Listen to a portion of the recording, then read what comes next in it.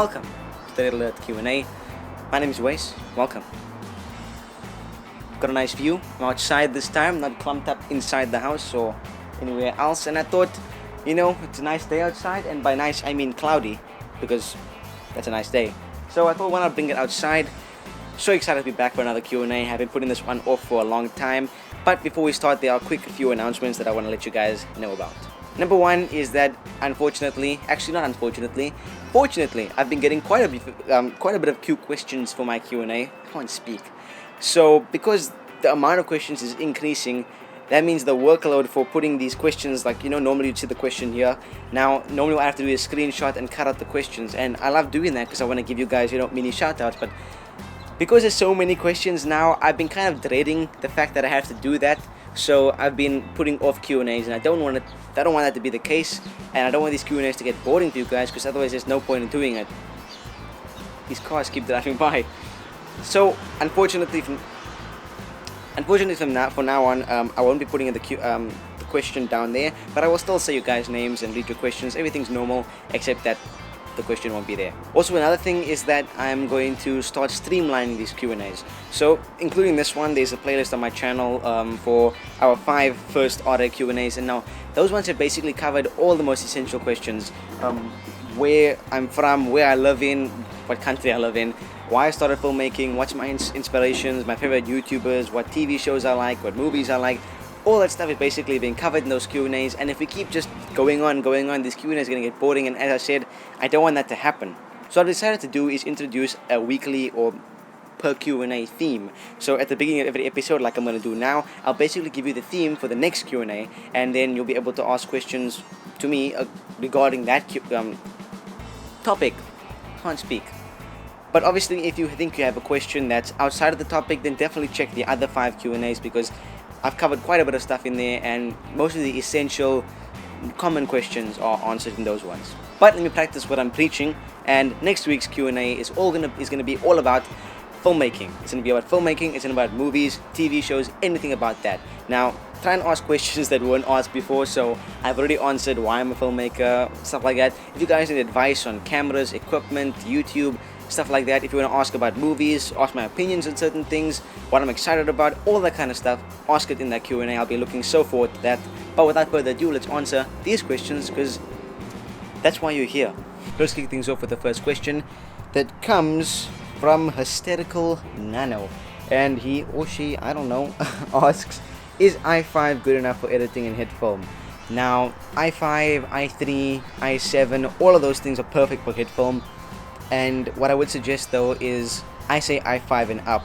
Now the laptop that I use to make the tutorial, the narration and the screen capture bits for these tutorials and my videos is an i5 computer. Now that is, I think, the least you should go. You could go i3, but your computers and your machine's gonna be a bit struggling quite a bit.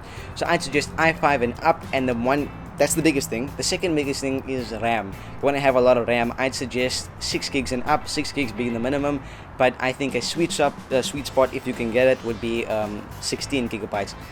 I don't really understand how people get 64 gigabytes unless they're dealing with 4K, 8K footage, but I'd say i5 is definitely good enough, but your RAM definitely plays a vital role. Next one comes from Simon Zeltner, and he asked, do you know where I can buy cheap good lights for my green screen? My first pick, and especially if you're living in the US, is definitely Amazon. I found so many good deals on Amazon, but because I live in South Africa, I can't order from there, and I can order from there, but they don't ship most electronics. So there's really cool camera bundles and lighting bundles. You can get lights that are really good for dirt cheap on Amazon, but unfortunately they don't ship electronics here because of customs and stupid laws and stuff like that. So that sucks for me. But if you live in the US or I don't know, UK, because they have Amazon UK, definitely check out Amazon. And that's probably my top pick, because they have really cool they even have lighting kits that come with a green screen itself as well as a whole big setup and everything. So definitely check out Amazon if you haven't already, and if you live in the US. Next one comes again from Simon, and it is, do you think the next time Express version of 2017 will come out?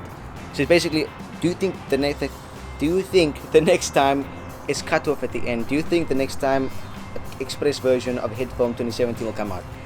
An Express version of Headphone 2017. Now, they did release Headphone Pro 2017. As far as an Express version goes, they released Headphone 4 Express last year. Who knows? Next one comes from Raphael Pass. Do you have brother and sister? Yes, I have 2 brothers. Next question comes from Philly in PJs, and he says, most VFX YouTubers that I watch hate rotoscoping, like a lot. Do you like it or hate it? Well, first of all, Philly, if someone likes rotoscoping, I'd like to meet that person because I need their advice. I've probably come this close to smashing a laptop and a computer or a phone or a tablet or anything in my vicinity when I'm doing rotoscoping. I hate it with a passion, but sometimes it can't be avoided, and put on some good music while you're rotoscoping because you don't need sound for rotoscoping, and I guess it's not that bad, but whenever I think of rotoscoping, I have mini anxiety attacks. No jokes. Okay, that was a joke, but okay, next one comes from Thomas Playstead, and he asks a couple of questions. Do you plan on collaborating with any YouTubers in the future? Well, I did just collaborate with Mike from Film Masters. That was really fun. Check out that video. There. I don't know if it's there or there. I think it's there because the reverses. Check out that video. That's my first collaboration. I plan to do many more in the future, although they are quite a pain in the ass to, like, you know, what you call it, a schedule, because most people that I want to work with are on the other side of the world, whether it's in America, Australia, all over the place. So if I want to work with someone, it's a lot of communication. If taking into consideration time zones, I love doing it, and I probably will do it in the future again. But yeah, check out that one. I don't know, it's an unnecessarily long answer. And the second question he asked is, would you ever delve into other sorts of software, Blender, etc.? Well, I've always seen myself as a Hitfilm Express channel, but not purely a hit film channel. Like, I'm not someone who will just post hit film videos, and I don't understand why people get angry when I post other softwares. My main thing about my channel is doing everything indie, but if push comes to shove, I will use paid programs. The only one I've ever used on my channel is After Effects. So right now I like to just focus on doing Hitfilm Express, Hitfilm Pro. Oh, that was the other paid one, Hitfilm Pro. But right now I just cover Hitfilm softwares, After Effects and Audacity. Blender, I don't know how to use Blender right now because it looks very complicated, and one day when I work up enough courage to sit down and try and figure it out and watch a few tutorials, then maybe. But right now, I'll stick to those. Next one comes from Mode-ish Sarcastic Tutor. I can't say your name, I'm sorry. Mode-ishan. Who is your inspiration? Well, inspiration is a tricky thing. I have lots of inspiration. If you're asking inspiration in general, well, then I have the most, the normal people, like, I don't know. Inspiration is very subjective, because if you have inspiration for filmmaking, you have inspiration for music, you have inspiration for anything that someone does, there's inspiration for it. So I can't necessarily pinpoint one person and say that guy is my inspiration. I don't know what to say. I don't know. I don't necessarily have one person that's like a poster in my room saying that's my inspiration. No one's there, by the way. So yeah, I hope that answers your question. I did say who's my YouTube inspirations or people that I watch on YouTube, so definitely check that Q&A out. But as for in general, no one really. Actually, there are people, but I can't think of them right now, so I'm just making up an answer. Sorry. Next one comes from Bible Blocks, and he or she, I don't know, asks, if you had a green screen like Filmrite, what would be your background? I don't think I would use a green screen. I do plan on getting a green screen, but that's just mainly for visual effects, and so I can avoid rotoscoping. But even if I got a green screen, I wouldn't make it my set background. I'd still have a live background like this, because I just feel it's, I don't know, it's more personal, and there's more I can do with it. And also I don't have to go through the trouble of creating a whole 3D background that I can as my backdrop. Next question comes from Film Masters. Mike. Why does Grant from Low Notcher Films have a man crush on Mike from Film Masters? Well, Grant, you better answer that, because I mean, we're all curious. I mean, if you got a man crush on Mike, well, you better just tell him. So weird. Next one comes from Macintosh Films. In the beginning stages of a short film, what is the first thing you do when you start a short film?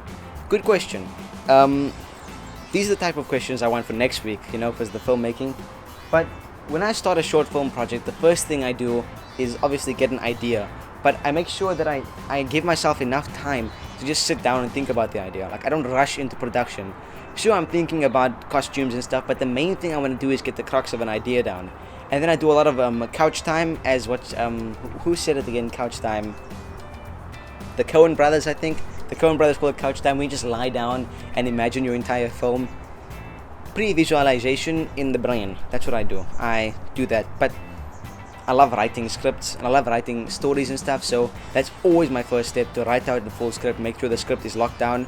During production, if you want to make a few changes and make a couple of drafts of your script, there's nothing wrong with that, but first thing I always do is make sure that my script is nailed down and my idea is solid and there are no holes in the idea.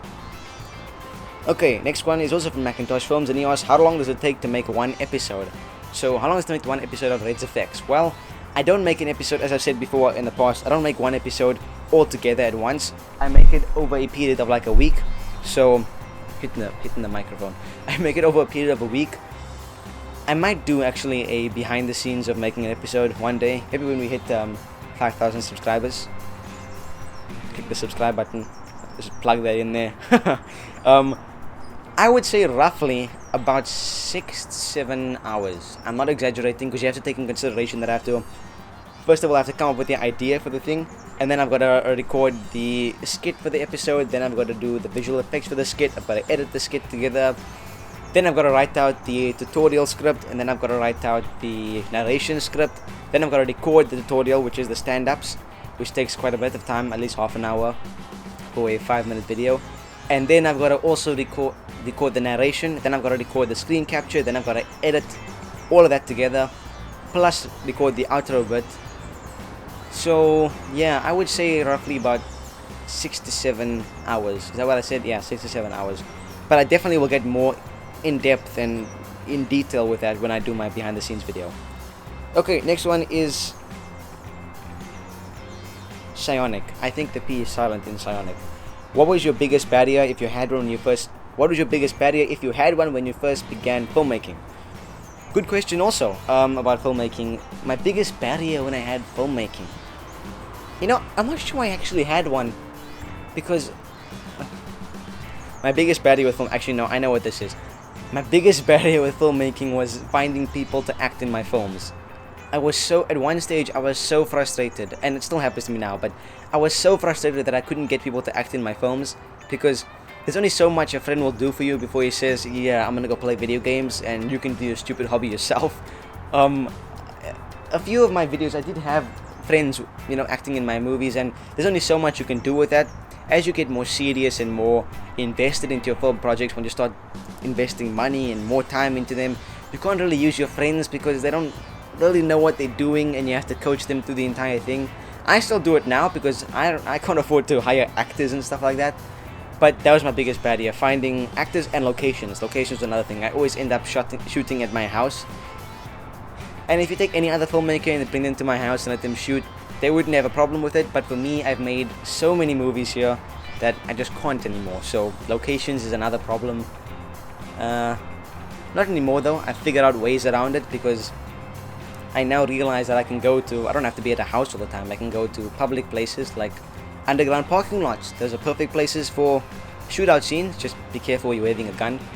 I'm rambling again, but a prop gun, by the way. Don't get me wrong, I'm rambling. My biggest barrier was definitely finding people to act in my films, as well as finding locations, but I've sort of solved that now, if I can say that. Next one comes from Low Notcher Films. Tag teaming this one. How handsome is that Low Notcher Films guy? Well, Grant, you should know, because you have a man crush on Mike, and I'm concerned about that, because I mean, we want to know why. How handsome is one of your films?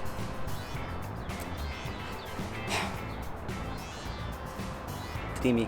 Just dreamy. Why do I have such weird questions? Next one comes from Epic MT or EPICMT, and he asks, how do you make your thumbnails? I make all my thumbnails in GIMP. I have basically like a template that I just copy and paste into all my folders of the episodes, and then I just fill in the blanks, like the picture and the text and the logo. So yeah, GIMP, free, easy, no need for anything else. That's all.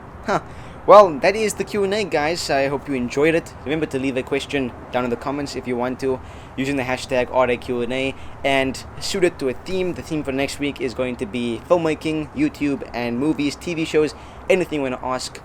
Anything you want to ask at all, as long as it's not been answered already. If you want to check if it's been answered already, definitely check out the playlist and an extra Q&A on the end screen of this video that I'll show you all our previous RAQ&As. Hope you guys enjoyed this one. Hope you guys have learned more about me, and until next time, I will see you in the next video.